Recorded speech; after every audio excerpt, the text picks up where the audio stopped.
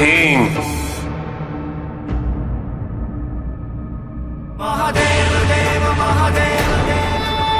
ये क्या करने जा रहे थे तुम? आपके दर्शन की अभिलाषा थी, किंतु आपके दर्शन नहीं हो पाए। तो मैंने सोचा, फिर इन नेत्रों की क्या आवश्यकता? यदि मैं आपको नहीं देख सकता हूं, तो मैं इस संसार को भी नहीं देखूंगा। और तुम इसे भक्ति कहते?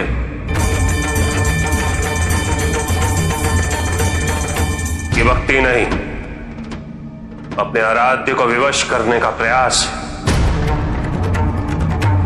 उसे प्रसन्न करने का नहीं। हठ है जो मुझे कभी स्वीकार नहीं। किंतु प्रभु, दशानन ने अपने 9 शीश काटकर भी तो हठ ही किया था ना, और आपने उसे अपना सबसे महान भक्त होने का वरदान दिया था।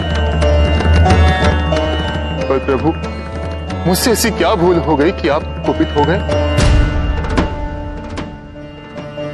तुम्हारी भूल यह है कि तुम भक्ति को समझ ही नहीं पाए। भक्ति का कोई संक्षिप्त मार्ग नहीं होता भीम। मैंने दशानंद को दर्शन केवल इसलिए नहीं दी कि उसने अपने 9 शीर्ष मुझे अर्पित किए थे, अभी तो इसलिए क्योंकि उसकी भक्ति का योग पूरा हो चुका था। मुझसे पहले उसने कई वर्षों तक ब्रह्मदेव की तपस्या की थी, इसलिए उसे रोकना और उसे वरदान देना अनिवार्य था। एक दशानंद का उदाहरण लेकर तुम ऐसा करने जा रहे थे।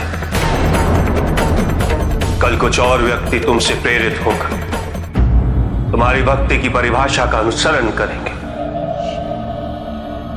और धीरे धीरे समस्त संसार में सभी भक्ति का मूल अर्थ भूल जाएंगे। ये उचित नहीं। यह शरीर तुम्हें ईश्वर ने दिया है, क्या अधिकार है तुम्हें इसे क्षति पहुंचाने का? मैंने कभी भी अपने भक्तों को ऐसे कष्ट उठाने हेतु प्रेरित नहीं किया। मैं तो केवल एक बेलपत्र पे भी जा चला था। मेरी श्रद्धा सच्ची होनी चाहिए। मेरे भक्तों को यह समझना चाहिए कि मैं उनको दर्शन उनकी इच्छा अनुसार नहीं, अभी तो उनकी आवश्यकता अनुसार देता। से भूल हो गई प्रभु। मेरी इच्छा थी कि शीघ्र ही आपके दर्शन पा सकूं। देव देव महादेव शिव। वो इच्छा इतनी प्रबल हो गई कि वही मेरी आवश्यकता बन गई। उससे प्रतीक्षा नहीं हो रही थी प्रभु, मैं अधीर हो गया था। क्षमा कर दीजिए प्रभु, मुझे इस बात का तनिक भी बोध नहीं था कि आपके प्रति मेरी भक्ति का कैसा अनुपयुक्त उदाहरण स्थापित करने जा रहा था मैं। मुझे आपसे कोई वरदान नहीं चाहिए था, केवल आपके दर्शन करना चाहता था मैं। तुमने जिस मार्ग का चयन किया, भले ही वो उचित नहीं है भी, किंतु मैं तुम्हारी मंशा से परिचित।